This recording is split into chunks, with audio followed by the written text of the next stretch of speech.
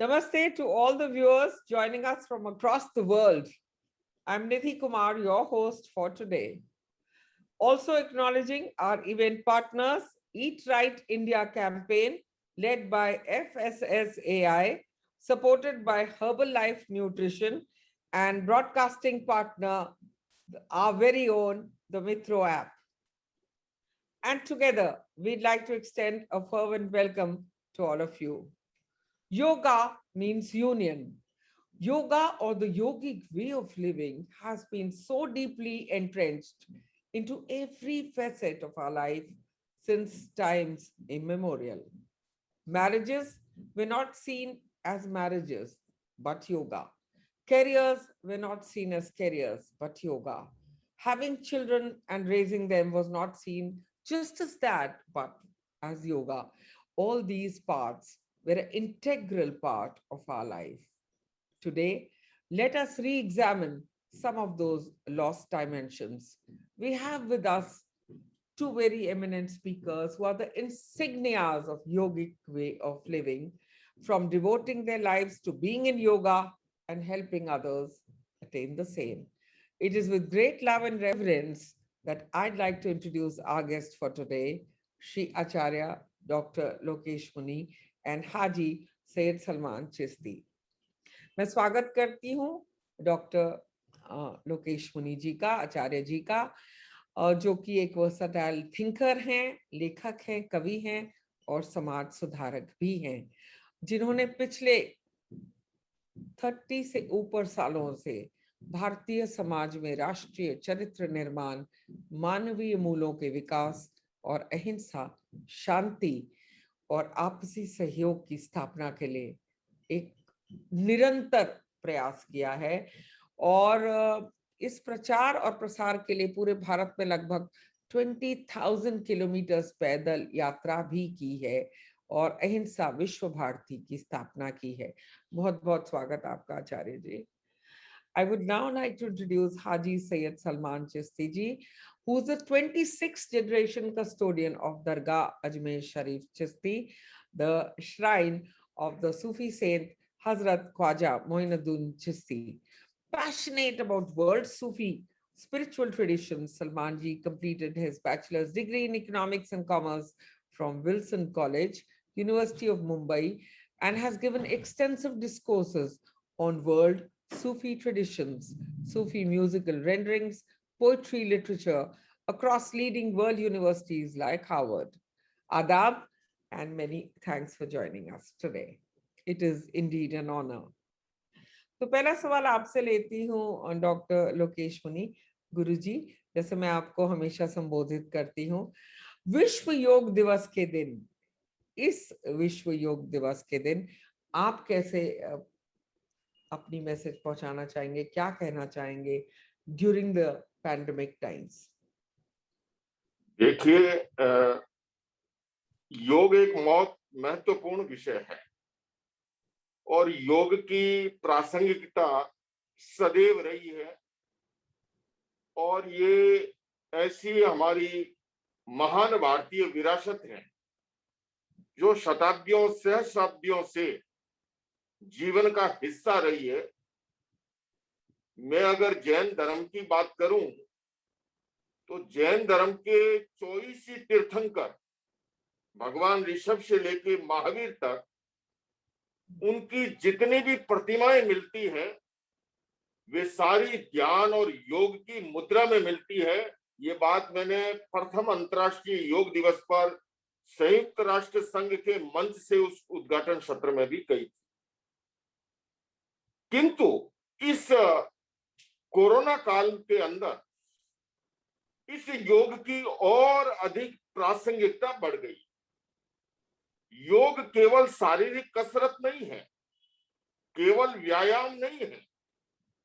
योग अपने आप के अंदर, अगर मैं एक शब्द में कहूं, यह हमारे जीवन की तमाम प्रकार की नकारात्मकता को खत्म करके हमारे भीतर पॉजिटिव थिंकिंग को पैदा करती है। इसलिए मैं अनेक बार कहता हूं, योग फॉर पीस, योग फॉर हेल्थ।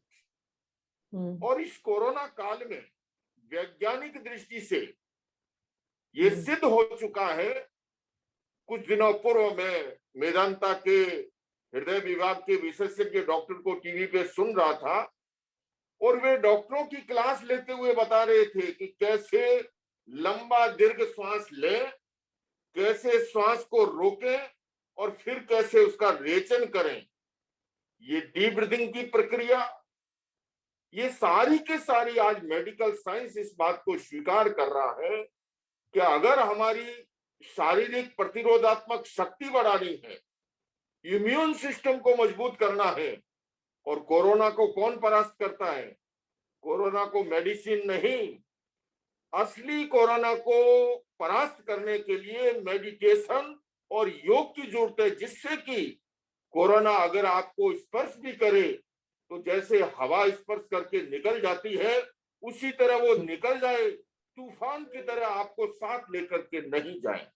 इसलिए मैं इस अंतर्राष्ट्रीय योग दिवस के अवसर पर मैत्रा ऐप के द्वारा आयोजित कार्यक्रम में आपके माध्यम से दुनिया भर के दर्शकों से ये कहना चाहता हूं कि आइए, अब वो समय आ गया है कि योग को हम अपने जीवन शैली का हिस्सा बनाएं, मन की शांति के लिए, तनाव मुक्ति के लिए, इम्यून सिस्टम को मजबूत बनाने के लिए और जीवन के अंदर सकारात्मक बदलाव के लिए।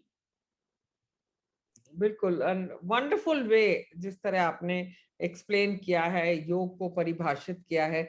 अब मैं सलमान भाई आपसे पूछना चाहूंगी, इस्लाम की अगर बात करें तो स्पिरिचुअलिटी इन इस्लाम को आप कैसे देखते हैं? आपका क्या नजरिया है? जी आदाब, सलाम, नमस्ते आप सबको। बहुत बहुत जैसा कि पहले भी हमने इंटरेक्शन किया है, अभी आचार्य लोकेश मुनि जी साहब बता रहे थे। और जहाँ तक इस्लाम की बात है और हम बात करते हैं स्पिरिचुअल अपलिफ्टमेंट की, क्योंकि जब हम योगा के ऊपर फोकस करके बात कर रहे हैं, जैसे अभी कुछ दिनों में आने वाला है अंतर्राष्ट्रीय योग दिवस, और हिंदुस्तान, हमारे देश भारत की तरफ से जिस तरीके से पूरी दुनिया में इसको एक प्रोजेक्ट किया गया है और उसकी एक फोकस में लेके रीफोकस, मैं कहूँगा फोकस में था, लेकिन एक वो इंटरनेशनल योगा डे की वजह से ये वापस फोकस में आया है। लोगों ने एक होलिस्टिक जिंदगी जीने के लिए जो जराए हैं, जो मीडियम्स हैं, उसको अपनाने के लिए इसने बहुत हद तक लोगों के लिए आसानी भी पैदा करी है। जब हम इस्लाम की बात करते हैं तो इस्लाम में जैसे 5 वक्त नमाज है, ये एक ऐसा अहम किरदार है कि हर मुसलमान को इसको अदा करना है, जो सुबह 5 बजे अर्ली मॉर्निंग प्री डॉन, सूरज निकलने से पहले से शुरू होता है और रात में करीब आपके सोने के पहले 1 घंटे पहले का ऐसा वक्त होता है कि जब आप अपनी फाइनल प्रेयर्स करके उसमें इबादत कर सकते हैं।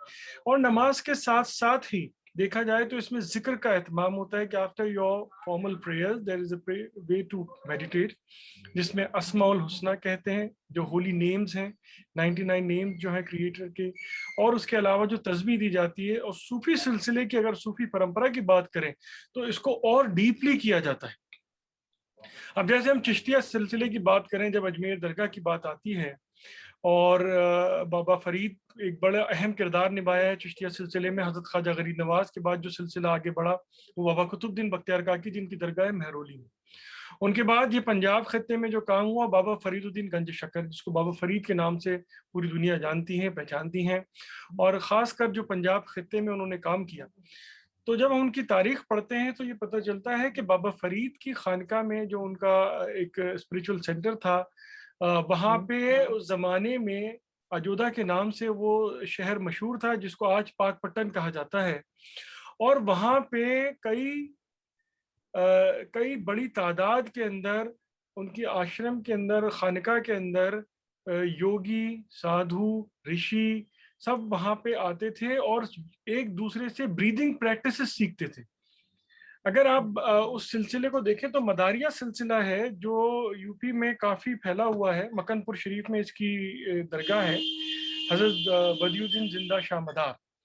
और वहीं पे गोरखनाथ मठ जो है, गोरखनाथ मठ के अंदर अभी कुछ वक्त पहले तक वहाँ पे मुस्लिम ऋषियों को दीक्षा दी जाती थी। तो जो ब्रीदिंग प्रैक्टिस है, ये बाबा फरीद के ज़माने में इसको काफ़ी हद तक डेवलप किया गया।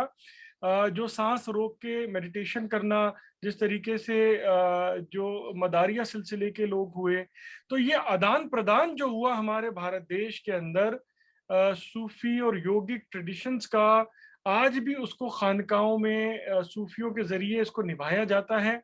हम भी जब जिक्र करने बैठते हैं तो हफ्त बंदार जिक्र है, अलग अलग तरीके के जिक्र हैं, जिस तरीके से आप ब्रीदिंग प्रैक्टिसेस कह लें उसको किस तरीके से अदा करना है। जब हम ला इलाहा इल्लल्लाह का जिक्र करते हैं तो किस तरह हमारी सांस जो है वो चेस्ट की तरफ होनी चाहिए, और जब हम उसको रिलीज करें उसमें कितना, हर चीज एक डिफाइन की गई है। और ये बड़ा ही इंटीग्रल पार्ट है स्पिरिचुअल अपलिफ्टमेंट का। ये सिर्फ हमारी फिजिकल एसेंस के लिए नहीं है, क्योंकि योग का एक मकसद सिर्फ अपनी फिजिकल बुनियाद को मजबूत करना नहीं, बल्कि स्पिरिचुअल फाउंडेशन को मजबूत करते हुए उस एलिवेशन को अपने जिस्म में, अपनी रूह में तामीर करना है, ताकि हम उस हमारे क्रिएटर के सामने, उस रब के सामने, उस ईश्वर के सामने जब हम मुखातिब हों, जब हम प्रेजेंस हों, तो बिल्कुल एक ऐसे प्योर स्टेटमेंट, और it is the state of nothingness. जब हम नियत करते हैं जिक्र करने की या योग करने की, तो we have to empty ourselves. जितने भी हमारे दुनियावी थॉट्स हैं, जितने भी हमारी दुनियावी कार्यक्रम हैं, जो दुनिया में हमारा एंगेजमेंट है, उससे हमें एम्प्टी होके एक स्टेट ऑफ नथिंगनेस में आना है। क्योंकि being in the state of nothingness is actually the state, is being in the state of every sense. तो उस सेंस में आने के लिए ये प्रक्रिया है। और इस्लाम में पूरे 5 वक्त जो नमाज होती है, जो फिजिकल मूवमेंट्स हैं, और उसके अलावा जो जिक्र के अंदर जैसे सित्ता लताइफ बताया गया है, when we pray with the focus and we meditate with the focus of activating the 7 spiritual centers within the body. In Sufism, we call them Sitta Latai, 7 spiritual receptors in the body which have been clearly defined from the crown, सिर, coffee, अकफा, बाद, नफ्स। ये तमाम जो सूफियों ने अपने meditation में इसको जिक्र किया है, तो इनको एक्टिवेट करने के लिए, the more your spiritual centers are elevated and activated, the more you will receive the light from the divine creator. तो उसका एक अहम मकसद ये भी है कि इसको एक्टिवेट करें, इसको मकाम को रेज करें, और उससे अपनी जिंदगी को बैलेंस करें, दुनिया में भी और स्पिरिचुअल ऑर्डर में भी, और उसे बेहतर बनाएं। और इसी से जारी रखते हुए, इसी थ्रेड को कॉन्वर्जेशन के, मैं गुरुजी आपसे जानना चाहूंगी कि जैनिज्म की अगर बात करें या हिंदुइज्म की बात करें, तो हम भी तो चक्र एक्टिवेशन करते हैं। तो योग सिर्फ अनुलोम विलोम या प्राणायाम नहीं है, उससे हट के काफी कुछ है। योग क्या है, कैसे परिभाषित करेंगे आप उसको? देखिए, आपने जो कहा अनुलोम विलोम या प्राणायाम, ये सारे योग के अंग हैं, हिस्से हैं। योग अपने आप में एक संपूर्ण हमारा मन, हमारा शरीर, हमारी बुद्धि, हमारी इंद्रिय, हमारी भावना और हमारी आत्मा, इन सब को स्वच्छ और निर्मल बनाने का जरिया है। जैसे अभी चिश्ती साहब कह रहे थे कि ये केवल इतना ही नहीं, इसलिए हमारे यहाँ कहा चित्त वृत्ति निरोधो योग है। मनोवैज्ञानिक दृष्टि से फ्रायड ने मन पर बहुत चिंतन किया। कार्ल गुस्ताव युंग ने, उन्होंने साइक पर जाकर के चर्चा की। तो ये जो चित्त वृत्ति की शुद्धि की बात है, कि हमारी भावधारा कैसे निर्मल बने, हमारी आत्मा कैसे निर्मल बने, और सभी, जैसे आपने अभी कहा सनातन परंपरा की बात कही, वहां पर त्रिसंध्या का विधान है। अभी आपने 5 समय के नमाज की बात कही। भगवान महावीर वो कहते हैं, जो पुप रत्तावरत काले संपित अपगमपयणम, कि पूर्व रात्रि में और पश्चिम रात्रि में, चिश्ती साहब अभी कह रहे थे कि सूर्य उदय से पूर्व वही है पश्चिम रात्रि, उस वहां पर इसको पश्चिम रात्रि कहा। पूर्व रात्रि यानी सोने से जस्ट पहले, जब 3 घंटे का कालखंड खत्म हो गया सूर्यास्त के बाद, तो ये सारा विधान किया गया कि किस तरह हम अपनी बैटरी चार्ज करें। मैं आज की भाषा में कहूं, मोबाइल चार्ज करते हैं, ये अपने आप की बैटरी को चार्ज करने का। और इसीलिए हमारे यहाँ पर ये भी कहा, आत्मा की दृष्टि से भी, शरीर की दृष्टि भी, शरीर माध्यम खलु धर्म साधनम, कहा अगर तुम्हें धर्म की साधना करनी है, अध्यात्म की आराधना करनी है, तो उसके लिए इंस्ट्रूमेंट, शरीर स्वस्थ होना चाहिए। और हमारे योग के अंदर स्वास्थ्य का अर्थ केवल अंग्रेजी के हेल्दी शब्द से नहीं लिया गया। स्वस्मिन तिष्ठति इति स्वस्थ है। स्वस्थ कौन है? जो अपने आप में ठहरा हुआ है। और योग जो है वो हमें अपने घर में ले जाता है, अपनी ओर ले जाता है। इसलिए योग का बड़ा व्यापक विषय है। और ये सारे जितनी बातें कही, चाहे अनुलोम विलोम हो, चाहे जो है डीप ब्रीथिंग हो, समृद्धि श्वास प्रेक्षा हो, कलर मेडिटेशन हो, रिलैक्सेशन हो, शवासन हो, ये सारे उसके अलग अलग अंग हैं और सबके अलग अलग प्रभाव हैं। हमें क्या रिजल्ट हासिल करना है उसके अनुसार इन प्रयोगों को काम में लिया जाता है। मैं आपको बताऊं, भगवान महावीर, ये निर्विवाद तथ्य है कि 24वें तीर्थंकर भगवान महावीर को जब कैवल्य ज्ञान उत्पन्न हुआ, जब प्रकाश का प्रकटीकरण हुआ, उस समय वो जिस आसन के अंदर थे, गोदूदासन, जैसे गाय को दूते अशोक वृक्ष के नीचे। अभी चिश्ती साहब ने एक बात कही थी, श्वास की बात कही। हमारे यहाँ पर यही बात स्वर विज्ञान की आती है। मेरे फाउंडर गुरु, जिस परंपरा में मैं दीक्षित हुआ, आचार्य भिक्षु को कहा गया कि इस कलयुग के अंदर शुद्ध साधुपन का पालन नहीं हो सकता। पंचम आर्य में यह कहा गया, ये पांचवा आरा माना जाता है जैन दर्शन के अनुसार, और लौकिक भाषा में कहूं तो कलयुग में। तो उन्होंने कहा गया कि 2 घड़ी भी शुद्ध साधुपन नहीं पल सकता। तो आचार्य भिक्षु कहते हैं कि 2 घड़ी तो मैं श्वास रोक करके रख सकता हूं। आप बताइए कैसे कैसे महान योगी हुए हैं। और उसी परंपरा में 10वें आचार्य महाप्रज्ञ जी हुए, जिन्होंने प्रेक्षा ध्यान का प्रवर्तन किया और उन्होंने योग को आधुनिक विज्ञान और प्राचीन योग के संमिश्रण से उन्होंने वैल्यू एजुकेशन के पाठ्यक्रम को भी जीवन विज्ञान के नाम से प्रसारित किया। तो मैं ये कहना चाहूंगा कि योग केवल शारीरिक कसरत नहीं है, केवल व्यायाम नहीं है, ये अपने आप में हमारी संपूर्ण चेतना को रूपांतरित करने का एक जरिया है।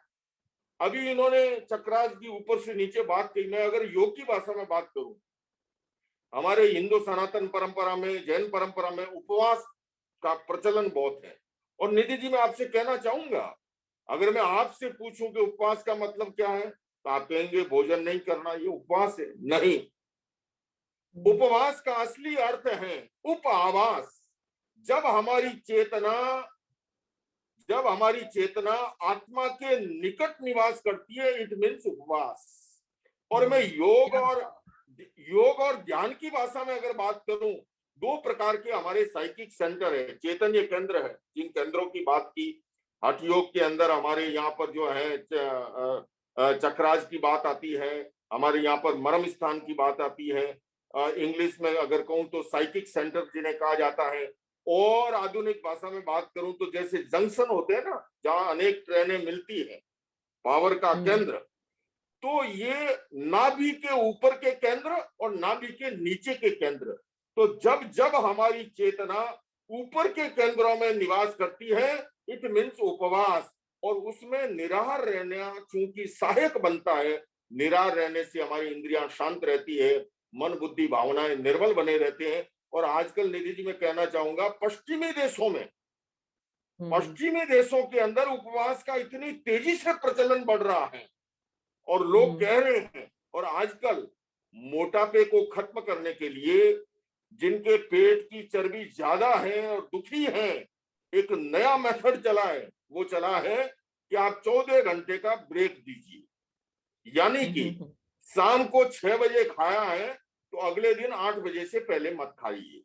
अगर शाम को 7 बजे खाया है तो अगले दिन ब्रेकफास्ट 9 बजे से पहले मत कीजिए। ये मैं एक जैन मुनि नहीं कह रहा हूं, मेडिकल साइंस कह रहा है, डॉक्टर्स कह रहे हैं, वैज्ञानिक रिसर्च कह रही है। और जैन परंपरा में यही चौवियार और देवियार के नाम से, आपको पता है कि जैन मुनि सूर्यास्त के बाद एक पानी की ड्रॉप ग्रहण नहीं करते हैं जब तक वापस सूर्य उदय न हो जाए। ऑटोमेटिकली 14 घंटे का ब्रेक मिल जाता है। तो मैं इसीलिए ये कहना चाहूंगा, वैज्ञानिक लोग प्रयोगशाला में उपकरणों के माध्यम से सत्य की खोज करते हैं, और हमारे ऋषि मुनियों ने इस शरीर को ही प्रयोगशाला बना डाला, और इन्होंने जिस सत्य का साक्षात्कार किया वो हमारे सामने प्रस्तुत हुआ, चाहे वो सूफी संतों ने किया, चाहे वो जैन आचार्यों ने किया, चाहे हमारे हिंदू और सनातन परंपरा के महान गुरुओं ने, महर्षि पतंजलि ने किया।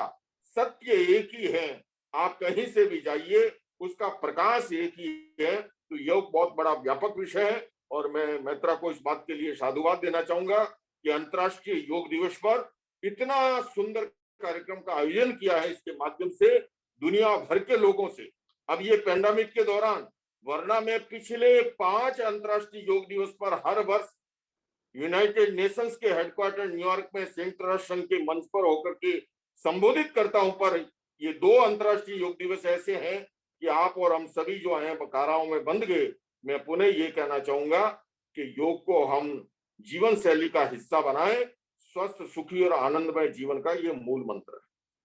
बिल्कुल, yoga as a way of life. आपने एक बहुत इंटरेस्टिंग बात कही गुरुजी, जिससे मैं अब सलमान जी से भी पूछना चाहूंगी। आपने कहा फास्टिंग, बिल्कुल सही। इसके बाद हम बात आहार और विचार की भी करेंगे, मगर पहले अगर हम फास्टिंग की बात करें, so we have in India or in this part of the world, we have Ekadasi, we have Navratri, we have Ala in Baha'i, we have Vinaya in Buddhism, Black Fast in Christianity. But अगर हम रमजान की बात करें तो वहां पे कितनी लंबी फास्टिंग होती है। Take us through that Salman ji, उसके बारे में आप हमें बताएं कि उसका पर्पस क्या है और किस तरह वो प्यूरिफाई करता है to be in tandem with all the organs of the body, which is yoga. आप अनम्यूट कर लें। बहुत ही खूबसूरत बात बताई जो आचार्य लोकेश मणि जी ने, जब वो बात कर रहे थे उपवास की, और उन्होंने कहा कि उपवास सिर्फ खाने का नहीं होता है। इसी तरह जब हम देखें, बचपन से हमें यही सिखाया गया है कि जब रमज़ान का महीना तो आता है, अभी अभी पिछले महीने ही रमज़ान का पूरा महीना गया है अभी, हालांकि पिछले 2 साल से जो लॉकडाउन और पेंडेमिक का जो सिलसिला चल रहा है, इस वजह से हर चीज़ थोड़ा अलग और मुख्तलिफ अंदाज में हो रही है। लेकिन फिर भी देखें, रमज़ान का एक ऐसा महीना है जो 1400 साल से प्रॉफिट मोहम्मद सल्लल्लाहु अलैहि वसल्लम की हम बात करें, जो पैगंबर मोहम्मद साहब सल्लल्लाहु अलैहि वसल्लम ने जब ये बताया कि एक महीना पूरा ऐसा गुजारें जिसमें सिर्फ आप रमज़ान, लोग सोचते हैं कि भाई ठीक है, सुबह सनराइज के पहले से और सनसेट के ऊपर आपको कुछ नहीं खाना है। ये हो गया करीब 12-15 घंटे। अलग अलग मुल्कों में अलग अलग घंटे रहते हैं, कहीं 12 होते हैं, कहीं 17 घंटे, वो टाइम जोन के हिसाब से। लेकिन एवरेज पे देखें तो कम से कम 13 या 14 घंटे का ये ब्रेक रहता है। लेकिन इसमें खास बात यह है कि ये हमें बचपन से अजमेर शरीफ में तो खास तौर पे यही बताया जाता है कि ये सिर्फ खाने का रोजा नहीं होता है, ये आपकी आंखों का रोजा है, जबान का रोजा है, आपके हाथों का रोजा है, आपके जहन का रोजा है, आपकी जो फीलिंग्स हैं, जो दुनियावी, हर चीज का एक रोजा है। तो you are in a complete state of submission. और देखें, आज जो वेस्ट, जैसा गुरु ने बताया अभी, के साइंस भी इस चीज को अब कंफर्म कर रहा है। साइंस ने इसको डिस्कवर नहीं करा, हम ये नहीं कहेंगे कि साइंस की डिस्कवरी है। हाँ, साइंस ठीक है, आज वेस्टर्न सिविलाइजेशन में कंफर्म कर रहा है और उसको अपना भी रहे हैं, चाहे वो उनकी टर्मिनोलॉजी जो भी हो। लेकिन आज जो तमाम जो डॉक्टर्स है वो कहते हैं कि fasting is the best medicine. सारी दुनिया की मेडिसिन एक तरफ है और fasting is the best medicine. तो ये आज रीअफर्म कर रहा है। और देखिए, रमजान में भी ये होता है कि आप सुबह से शाम तक अपने जिक्र फिक्र में भी है। ऐसा नहीं है कि आपको कुछ खाना पीना नहीं है, लेकिन उसके साथ साथ आपको अपना प्रे भी करनी है, मेडिटेशन भी करना है, जिक्र फिक्र भी करना है। और अल्हम्दुलिल्लाह इस्लाम के अंदर मेडिटेशन की खास तवज्जो दी गई है, क्योंकि प्रॉफिट सल्लल्लाहु अलैहि वसल्लम की एक सुन्नत भी थी, जो उनकी प्रैक्टिस थी कि he used to fast on every Monday. मतलब रमजान का तो महीना है ही, लेकिन हफ्ते में जो मंडे का दिन है उसके अंदर भी फास्ट करते थे। तो काफी सूफी बुजुर्गों ने वो चीजों को फॉलो करा। आज भी कई हमारे बुजुर्ग हैं जो हफ्ते का फास्ट रखते हैं। और फास्टिंग के लिए तो ये कहा गया है हुजूर के एक सहाबा थे, कंपेनियन थे, आप उनके पास आए कि जब फास्टिंग के इतने फायदे हैं तो क्यों ना मैं पूरे साल भर फास्ट रख लूं। तो हुजूर सल्लल्लाहु अलैहि वसल्लम ने इस चीज से मना फरमाया कि ठीक है तुम्हारे में जोश है, जज्बा है, लेकिन पूरे साल के फास्ट की हम इजाजत नहीं देते। या तो तुम महीने में एक दिन फास्ट रखो, अगर उससे ज्यादा तुम्हें रखना है तो हफ्ते में रखो, और उससे ज्यादा तुम्हें तो एक दिन छोड़ के एक दिन रखो, लेकिन कंटिन्यू ना रखो। तो इस चीज की भी हिदायत दी गई है कि अगर आप में इतना ज्यादा जोश है तो पूरा कंटिन्यू ना रखें, लेकिन एक दिन छोड़ के एक दिन रख लें, उस चीज की इजाजत है। तो हफ्ते का फास्ट है।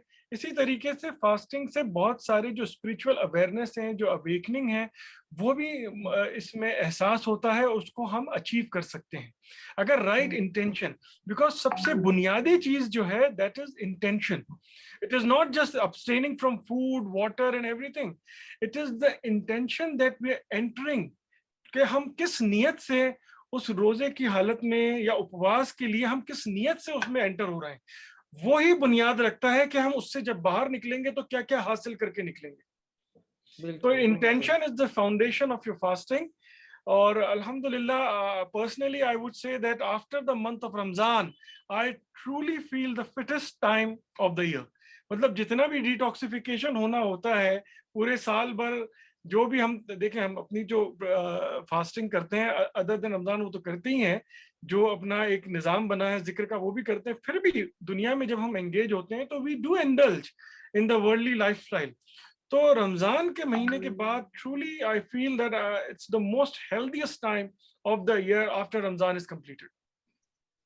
Thank you so much for sharing such wonderful thoughts. I will be asking you more about how you feel about looking towards herbal solutions. आत्मनिर्भर भारत की बात करनी है तो हमें अपने ही किचन से ढूंढ के लाने हैं वो पदार्थ जो पूरा वर्ल्ड अब जिनको ढूंढ रहा है। आंवला की बात करें, नीम की बात करें, हल्दी की बात करें फॉर नेचुरल इम्यूनिटी। गुरुजी, पहले आपसे जानना चाहूंगी कि इस पैंडेमिक को अगर हम देखें तो मुझे बस ये एहसास दिलाता है, जो बात आप कई सालों से कहते आ रहे हैं और मैं कई सालों से आपके साथ जुड़ी हुई हूँ, आपने हमेशा प्रकृति को सर्वोत्तम माना है। You always been advocate of world environment day. आप कितने सालों से, 10 साल से ये बात दोहरा रहे हैं कि मत खिलवाड़ करो प्रकृति के साथ, भयानक होगा उसका अंजाम। और वो अब हमें ट्रेलर ही नहीं, अब तो पूरी की पूरी पिक्चर ही दिख रही है। तो मैं जानना चाहूंगी कि आपके क्या विचार हैं इस एनवायरनमेंट को अब जो प्रदूषित हो चुकी थी या हो रही है, इंसान मान ही नहीं रहा और एक ऐसी अंधी दौड़ है जो रुकने नहीं दे रही। इसी बीच में प्रकृति ने जैसे हमें एक एहसास दिला दिया कि एक इंसान की औकात दो कौड़ी की भी नहीं है। घरों में बंद हुए बच्चों से पूछो, या पिछले दिनों के हालात की अगर हम बात करें तो मेरे ख्याल से इतनी भयंकर हालत हमने कभी नहीं देखी। RIP लिखते लिखते हाथ दुख गए थे। एनवायरमेंट के लिए क्या संदेश होगा आपका? देखिए, एनवायरमेंट मैं बहुत सरल शब्दों में कहूं, जब हमारा जीवन और जीवन शैली संतुलित होती है तो वो हेल्दी सोसाइटी का निर्माण होता है। और जब हम संतुलन को खोते हैं तो उससे जो है विकृति पनपती है। हमारे उपनिषदों के अंदर पुरुषार्थ चतुष्टय की कल्पना की, अर्थ, काम, धर्म और मोक्ष। धर्म ने कभी भी अर्थ और काम को नकारा नहीं है, किंतु यह अवश्य कहा कि इन चारों के बीच में संतुलन होना चाहिए। मानव ने जब धर्म और मोक्ष को बुला करके केवल अर्थ और काम के पीछे अंधी दौड़ शुरू की, वहीं से पर्यावरण प्रदूषण के प्रति जो है वो निर्मम बना। आज ग्लोबल वार्मिंग, क्लाइमेट चेंज, जलवायु परिवर्तन विश्व की सबसे बड़ी समस्या है। भगवान महावीर ने 2600 वर्ष पूर्व एक सठ जीव निकाय का सिद्धांत दिया कि पृथ्वी, पानी, अग्नि, वायु, वनस्पति और त्रस, उन्होंने कहा कि इनका अनावश्यक उपयोग मत करो, क्योंकि पदार्थ सीमित है, इच्छाएं असीम है, और असीम इच्छाओं की, आकांक्षाओं की पूर्ति सीमित पदार्थ नहीं कर सकते। इसलिए भोग और उपभोग का सीमाकरण करो। व्यक्ति ने उसे बुलाया, आज हम देख रहे हैं उसके परिणाम। लेकिन आपने अगर निधि जी देखा हो, कोरोना काल में जब लॉकडाउन लगा, कुछ ही समय के अंदर गंगा जी निर्मल दिखाई देने लगी, यमुना जी स्वच्छ दिखाई देने लगी। आप और हम तो दिल्ली में रहते हैं, कभी आकाश में तारे देखे थे क्या? अब आसानी से तारे देखे जा सकते हैं, है ना? तो जो हवा में उड़ रहा था इंसान, वो धरती पर आया।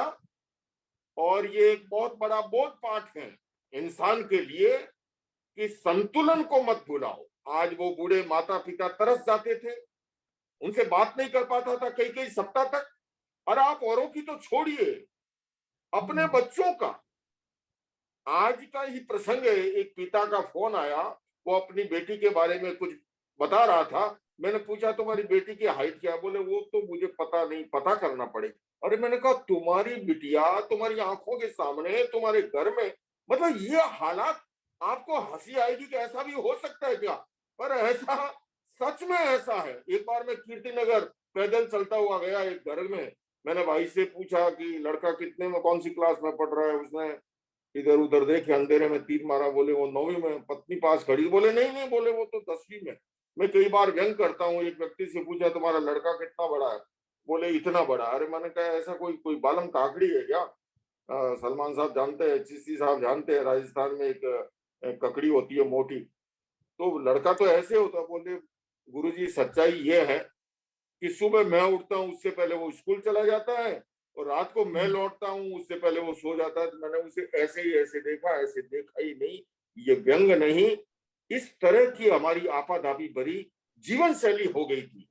ये प्रकृति ने संदेश दिया। और मैं निधि जी ये भी कहना चाहूंगा कि ये बात मैं केवल 10 वर्षों से नहीं, 38 वर्ष से, सन 2000 में तो मैंने गुजरात से लेकर राजस्थान तक पर्यावरण जन चेतना जागरण यात्रा का आयोजन किया था। और पिछले वर्ष जब 2019 में एक बहुत बड़ा मेगा इवेंट बॉम्बे में एनएससीआई डोम में किया, उसका संचालन आपने ही किया था। और एक ही मंच पर अहिंसा विश्व भारती संस्था, सदगुरु जग्गी वासुदेव को, योग ऋषि बाबा रामदेव जी को, बीके शिवानी जी को लेके आए थे, कि जिससे कि, और हमारे सलमान चिश्ती साहब के साथ भी अनेक कार्यक्रम होते हैं जिसमें हमारा एक ही रहता है। मैं साथ साथ ये भी कहना चाहूंगा, जब इनकी मौजूदगी है, कि पर्यावरण प्रदूषण के साथ साथ वैचारिक प्रदूषण भी कम खतरनाक नहीं है।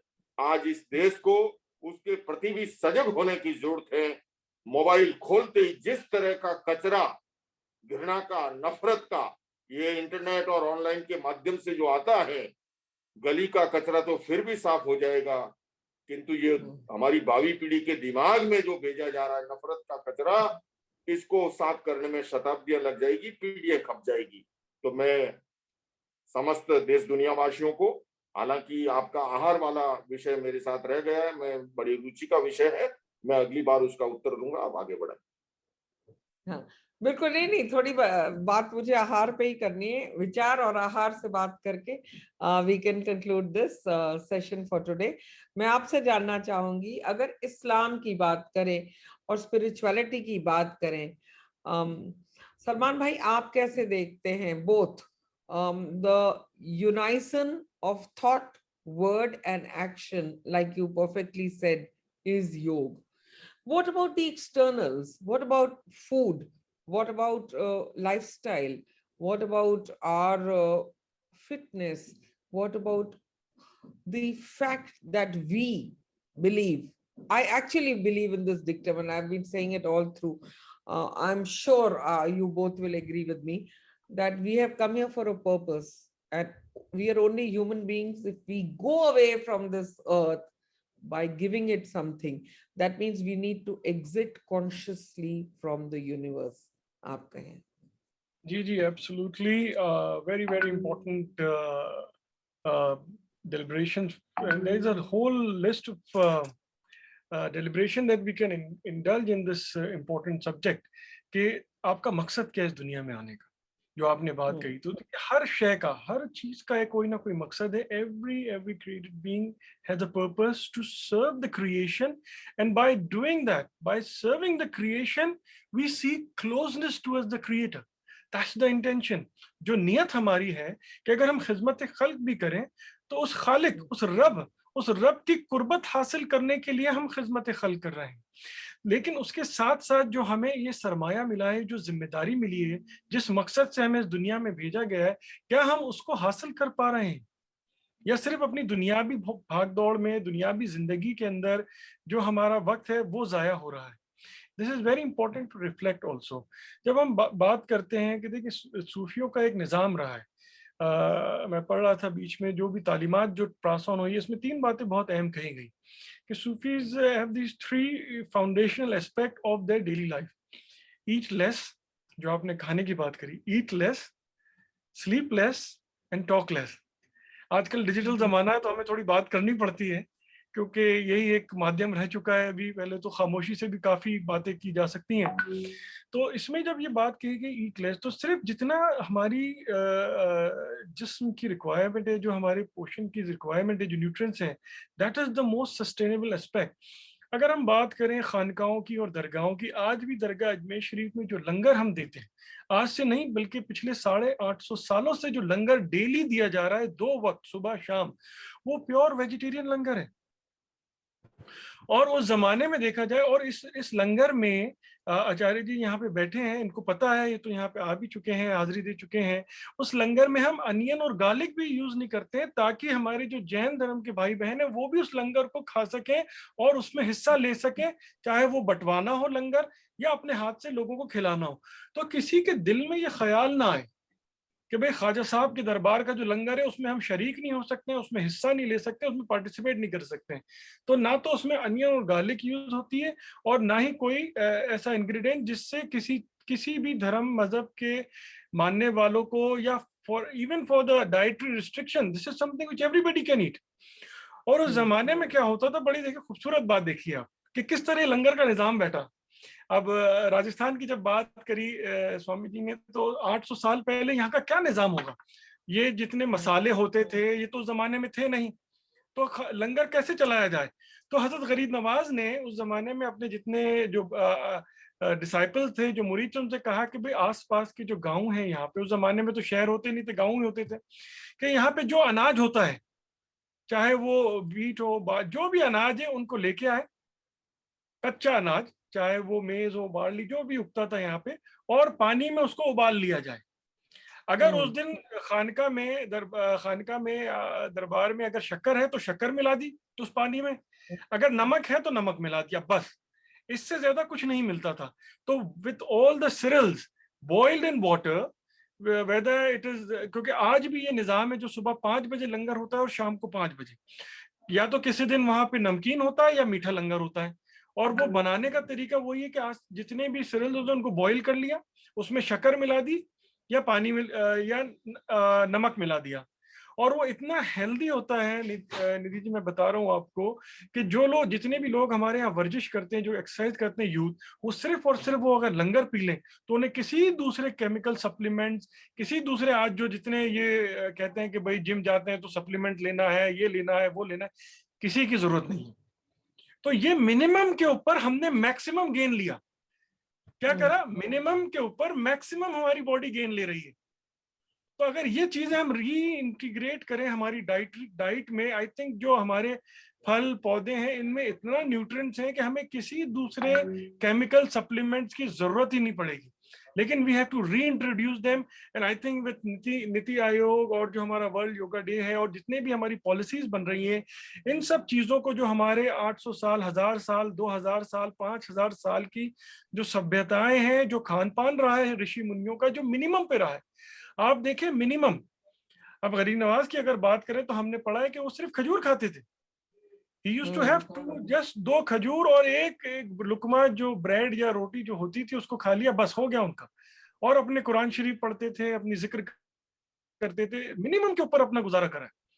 तो we have to engage in minimum but utilising the maximum out of that minimum intake. अगर हम करेंगे तो जितनी भी मॉडर्न जमाने की बीमारियां जो आ रही हैं, आज हर घर में कोई ना कोई बीमार हो रहा है, ये सब क्या है, ये कोई कुदरती नहीं है, ये मैन मेड है। जैसे कोरोना मैन मेड है, और भी बहुत सारी बीमारियां हमारी जिंदगी का जो हिस्सा बन चुकी हैं वो भी मैन मेड है।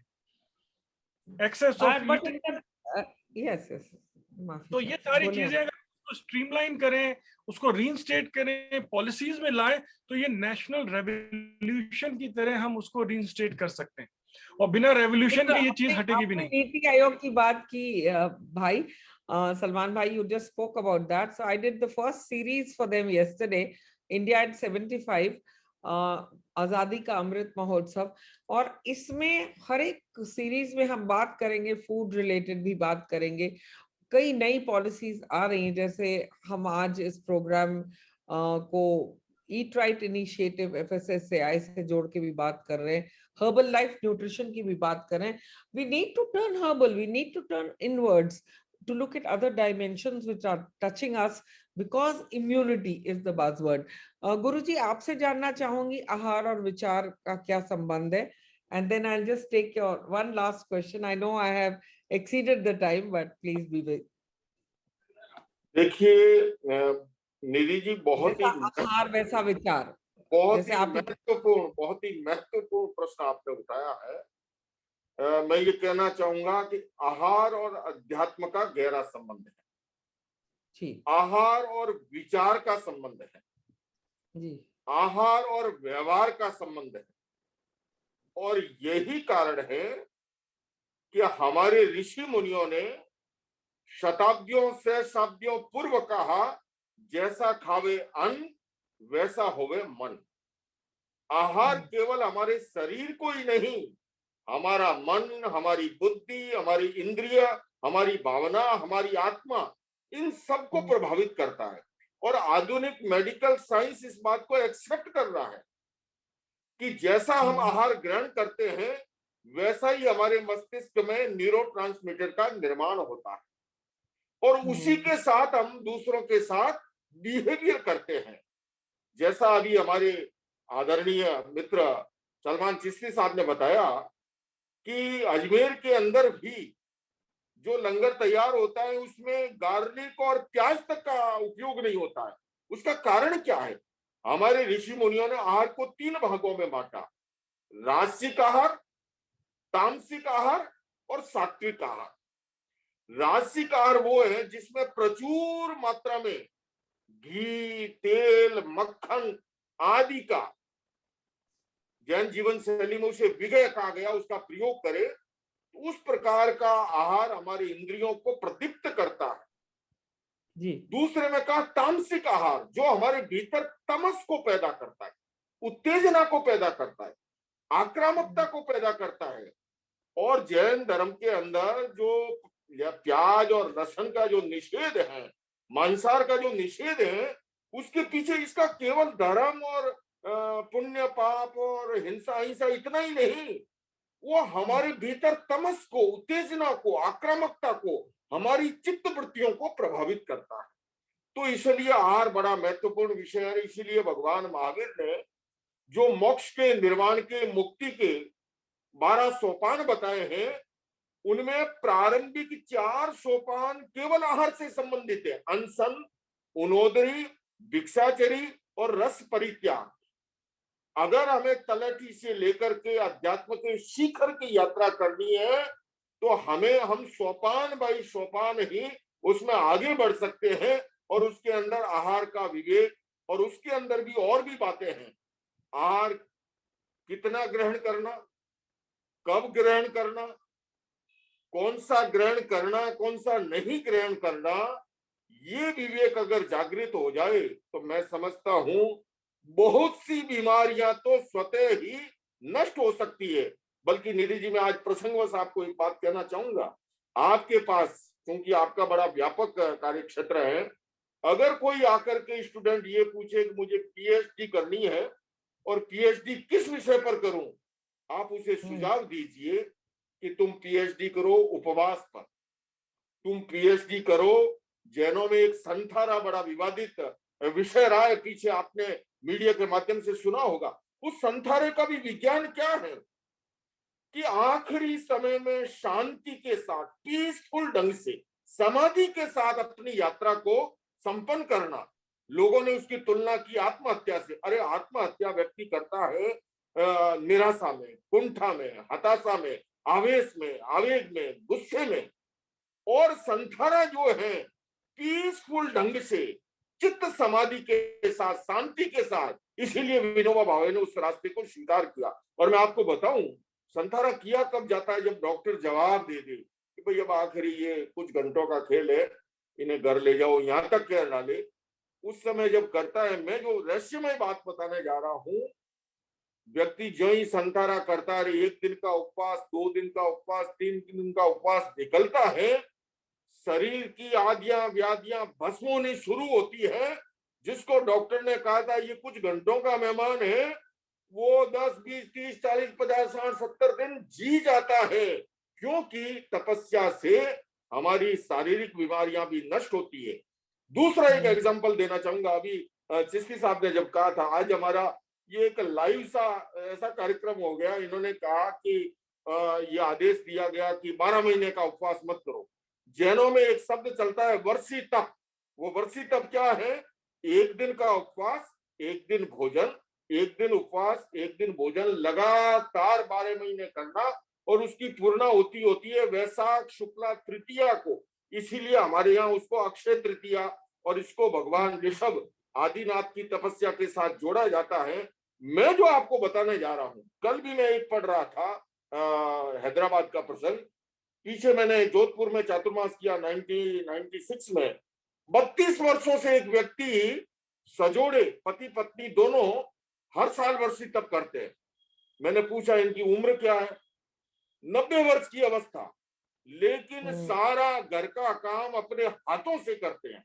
उसका कारण क्या था? मैं कहूंगा निराड़ता जो है दीर्घ आयुष्य का रहस्य है।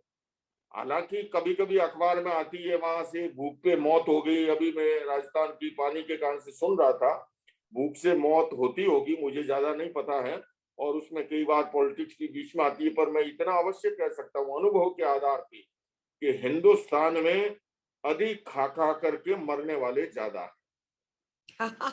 हाँ, और फिर फ्री में आ जाए।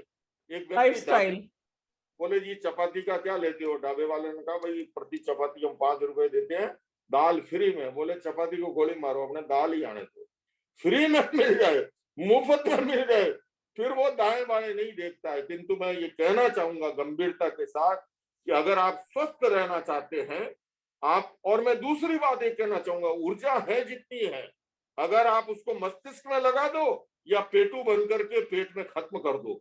मेरी डॉक्टर एपीजे अब्दुल कलाम साहब से बहुत ही नजदीकी रही। उनके कार्यकाल में मैंने दर्जन प्रोग्राम उनके साथ किए होंगे, और मैंने ये रहस्य जाना उनसे।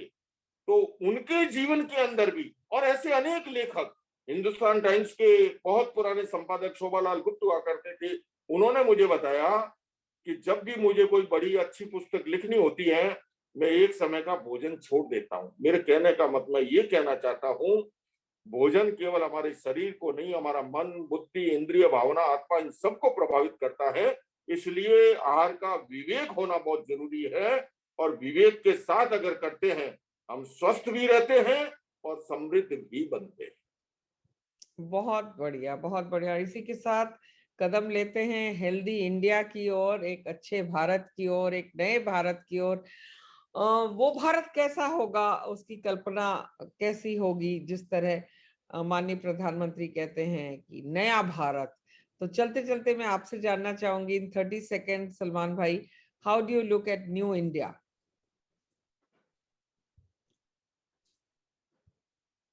especially in connection with yoga? Alhamdulillah, as a new dawn is coming, we all hope, and because the darkness that has engulfed not only India but around the world because of this corona pandemic, तो इंशाल्लाह जब हमारा एक नजरिया जो है वो मायूसी से हटके उम्मीद की तरफ जाता है, जो मायूसी की तरफ से उम्मीद की तरफ जाता है, वही बुनियाद बनाता है एक सुनहरे भविष्य की, for a golden future. And alhamdulillah, we are blessed to be in India, and from Kashmir to Kanyakumari, from Rajasthan to Bengal, all the 4 directions of India have been blessed with such an immense natural resources, and that we should be in gratitude. जो हमें हमारी जमीन ने जो हमारी मिट्टी में जो हमें तत्व मिले हैं, वो पूरे यूरोप में आप जाके देख लें, अफ्रीका में जाके देख लें, कई मुल्कों में हमने ट्रैवल करा है। लोकेश मुनि जी से गुरुजी ने भी काफी ट्रैवल करा है, लेकिन जो हमारे भारत देश की जो मिट्टी है, इसमें इतने रहस्य हैं, इतनी ऊर्जा है, इतनी ताकत है, अगर हम उस पर फोकस करके, और मेरे ख्याल से ऑनरेबल प्राइम मिनिस्टर और तमाम उनका जो एक विजन है उसी को सामने रखते हुए, जो हमारे एंशिएंट ट्रेडिशंस हैं, जो लेगेसीज हैं, जो असल में दे वर बेस्ड अपॉन ट्रुथ, जो सच्चाई के ऊपर निर्भर है। ऐसा नहीं है कि एक आकलन है या कोई एक अजम्पशन है कि भाई ऐसा था, बिल्कुल ऐसा हकीकत था।